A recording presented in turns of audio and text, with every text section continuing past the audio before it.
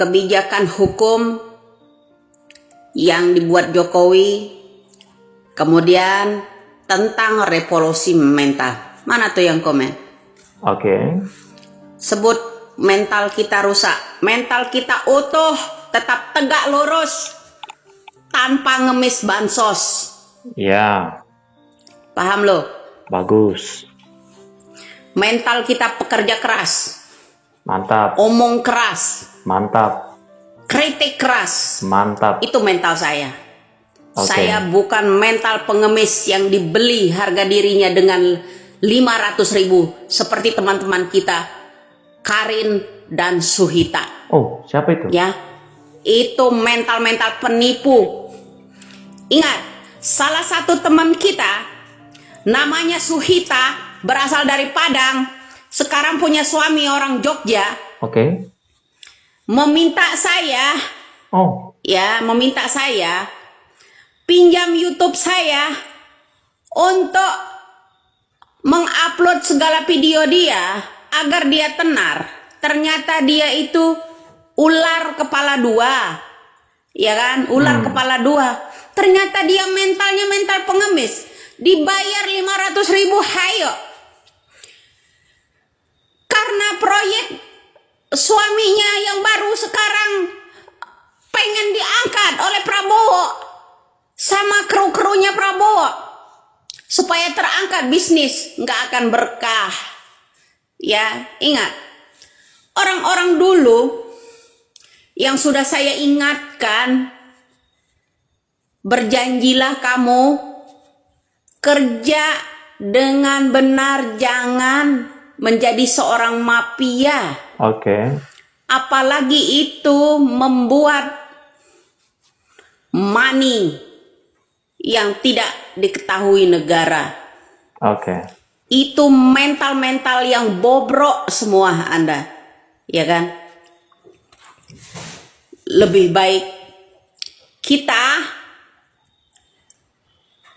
kamu tipu, kamu bohongi, mental saya tetap tegak lurus. Ke depan saya lebih cerah. Ya kan? Itu mental-mental Anda itu mental penipu, mental pengemis, mental bansos, mentalmu mental mafia, mental harga dirimu rendah. Itu aslinya, itu kenyataan. Kenapa Anda tersinggung? Negara ini katanya negara hukum. Apa yang saya bilang? Kalau memang negara hukum, kenapa calon presidenmu di situ pelanggar hukum HAM berat? TKP itu membuktikan penculikan aktivis dan mahasiswa, lalu kabur ke Jordan. Kalau memang dia mentalnya mental kejujuran, benar jujur, kenapa dia tidak hadir di pengadilan? Kenapa dia lari ke Jordania? Buktikan dong. Itu TKP mengatakan benar adanya. Kemudian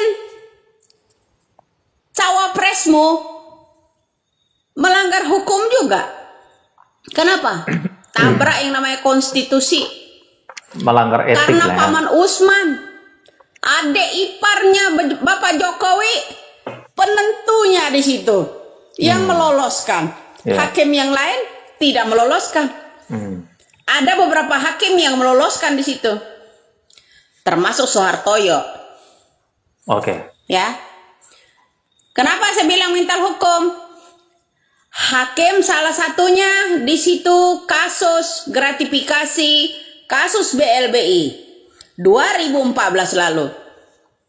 Di mana hukumnya? Semua pelanggar hukum di situ. Hasyim Asyhari, ketua KPU, pelanggar hukum. Kasus asusila dengan yang namanya Hasna pada waktu itu. Karena Hasna mengetahui bobroknya orang-orang KPU bekerja. Manipulasi data. Itu yang dikatakan orang jujur, berkata benar, di penjara. Itu kenyataan. Hasyim Asyhari 2 kali pelanggaran kasus asusila. Apa bukan itu Orang-orang yang kena hukum semua di situ. Pelanggar-pelanggar hukum semua yang ditaruh Bapak Jokowi.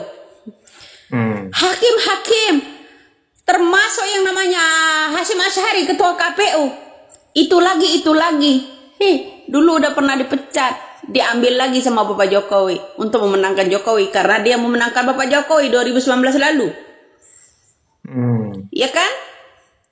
Mentalmu itu mental penjilat, tahu? Tuh baru mental kalian itu. Mentalnya mental penjilat. Termasuk teman-teman kita sendiri. Mental penjilat. Kau pikir akan enak lo selamanya. Kamu buktikan aja. Ya. Mental makan gratis. Dapat uang 500.000 dibayar agar mendukung dia. Kamu mengajak saya. Lebih baik pindah haluan. Sorry. Mental saya mental baja. Nggak akan silau saya dengan uang 1 juta 2 juta. 50 miliar pun saya tolak. Saya tidak mau makan uang haram, uang orang-orang mafia untuk menutup membungkam mulut saya. Tidak akan. Itu baru mental, bro. Mental kejujuran. Mentalmu mental pengemis, mental bansos. Mental pengkhianat, mental penjilat. Lu bangga. Salam waras. Terutama buat Mbak Suhita. Sorry Mbak Suhita, saya tidak akan bisa Anda kotak-katik. Tidak akan bisa. Dari pembicaraanmu kemarin aja untuk mengajak saya mengalihkan pilihan. Mental saya mental pejuang. Bukan mental pengkhianat. Lu paham? Ya, ingat di situ, bro. Sekarang saya sindir.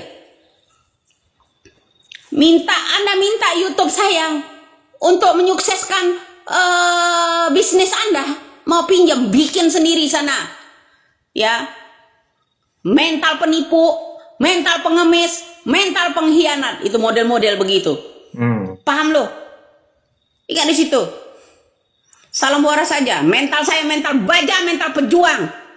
Tegak lurus saya. Tidak akan silau. Apalagi 1 juta 2 juta. 50 miliar pun saya tidak akan mau. Keluarga saya akan diabsen dengan uang 50 miliar. Nyawa taruhannya. Sore. Lebih baik saya berjuang sendiri. Sebulan 2 bulan boleh kalian hina saya. Ke depan saya tidak akan. Sebanyak-banyaknya uang saya kalian garong. Tak akan pernah saya mundur. Buktinya sekarang saya kembali terang. Hanya dalam beberapa bulan saja. Itu baru mental, bro. Mental baja, mental pejuang, bukan mental pengemis. Mental pengkhianat. Salam waras saja buat lo. Katanya lo pejuang. Pejuang mau pejuang amplop. Prank. Pejuang receh lo. Ya. Salam waras. Ya buat kamu-kamu yang komen di situ. Hah? Mentalmu mental pengkhianat, mental amplop, mental bansos. Tidak akan dipercaya lo selanjutnya. Lebih baik kita mental kejujuran, mental pejuang. Oke? Iya. Teman-teman, kenapa bisa muncul orang-orang seperti Ibu Widya dagelan politik ini? Sebenarnya itu adalah bagian dari sisi positif yang perlu kita cermati ya. Berarti adanya orang-orang yang masih peduli terhadap bangsa dan negara kita. Orang-orang biasa dari rakyat biasa, mereka peduli terhadap bangsa ini dengan memberikan sebuah kritikan terhadap apa yang dikira itu sebuah pelanggaran, penyelewengan atau sesuatu yang tidak sesuai dengan hukum moral dan etika. Dengan adanya sistem demokrasi di Indonesia, maka itu dimanfaatkan sebagai mimbar, sebagai podium bagi dia untuk menyuarakan sebuah pemikirannya terhadap apa yang sedang terjadi di dunia perpolitikan atau dunia nasional Indonesia kita ya. Nah, tapi ada orang-orang yang memang sangat benci terhadap kemunculan Ibu Widya dan orang-orang sejenisnya, orang-orang yang serupa dengan ibu ini, yang berani, tegas, dan tidak pernah takut, meskipun ancaman dan tidak bisa dibeli dengan uang, tidak bisa dihargai dengan uang, bahkan mereka semata-mata membuat konten-konten seperti ini hanya untuk menyampaikan sebuah edukasi terhadap masyarakat atau menyampaikan sebuah informasi kepada masyarakat. Nah, terlepas apakah itu sesuai dengan sebuah fakta atau adanya sebuah penelitian terhadap apa yang dikatakannya, tapi yang terpenting adalah kepedulian terhadap demokrasi, terhadap bangsa dan negara kita sudah mulai muncul. Kita mulai menemukan itu di beberapa orang yang muncul di media sosial ya. Dan ini yang menjadi ketakutan dari para elit-elit yang bermain, para oknum-oknum pejabat negara kita, tidak suka kritikan, tidak suka disenggol-senggol dengan mengungkit kasus-kasus lama ya, pelanggaran hukum, etika dan seterusnya. Itu sebabnya juga mencoba untuk menghambat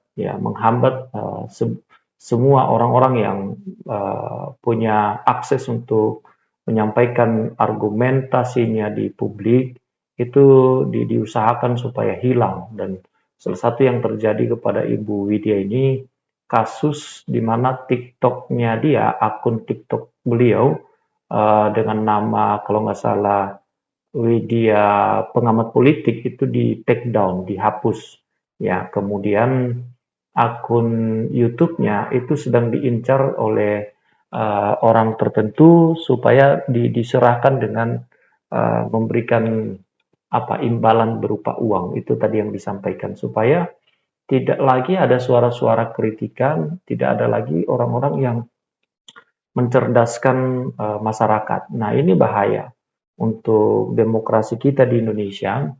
Kalau tidak ada orang-orang seperti Ibu Widya ini, bagaimana bangsa kita bisa seimbang dalam pengambilan keputusan?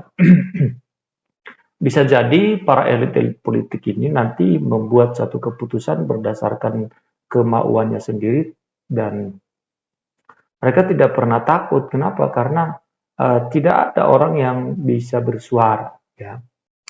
Jadi kalau tidak ada orang yang mencerdaskan masyarakat, maka itu suatu keuntungan bagi para elit-elit politik yang bermain di wilayah itu ya.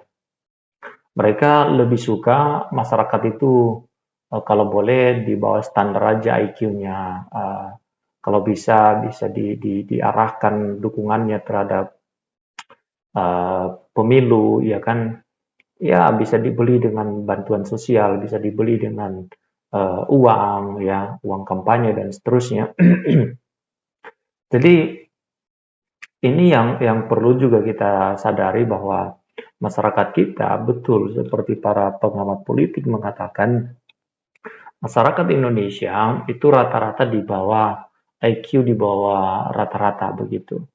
Jadi merupakan sebuah kesempatan bagi para oknum, para elit-elit politik untuk main di wilayah itu ya. Sehingga yang dijual bukan lagi kecerdasan,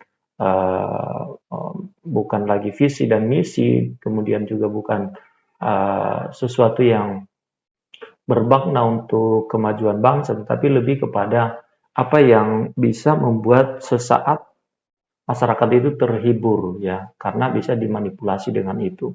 Kemudian apa yang membuat masyarakat itu beruntung secara secara instan ya. Dan dengan demikian nanti pengarahan dukungan itu gampang sekali. Makanya mereka suka kalau masyarakat itu bodoh, masyarakat itu tidak punya kemampuan bernalar secara baik. Jadi yang dijual itu ya gimmick-gimmick politik, ya adanya gemoy, adanya joget, adanya bantuan sosial, adanya apalagi ya, adanya jual makan gratis, makan siang gratis dan seterusnya. Ya, sebenarnya buat apa sih itu semua? Kan nggak penting. Kita nggak butuh pemimpin yang joget. Kita nggak butuh pemimpin yang gemoy. Dan sekarang kan tidak ada lagi tuh. Manfaatnya apa bagi kita sekarang setelah dia terpilih menjadi Presiden Republik Indonesia ditetapkan oleh KPU? Nah, kita butuh butuh gemoy kah? Butuh gimmick-gimmick yang tadi itu kah? Kan enggak begitu. Bahkan kita khawatir sekarang makan siang gratis itu benar nggak terrealisasi, ya kan? Ada hal yang jauh lebih penting dibandingkan dengan makan siang gratis misalnya apa? Misalnya memberikan, lowongan pekerjaan kepada masyarakat yang sudah pengangguran, tidak bisa bekerja. Nah, itu yang mesti dipikirkan. Kemudian bagaimana, orang-orang yang, apa ya, yang membutuhkan rumah, bagaimana mereka punya rumah, bagaimana mereka punya usaha, itu perlu dikembangkan dalam pemikiran politik kita. Oke, teman-teman, terima kasih sudah menonton video ini sampai selesai dan jangan lupa tinggalkan komentar Anda di kolom komentar yang tersedia di bawah ini.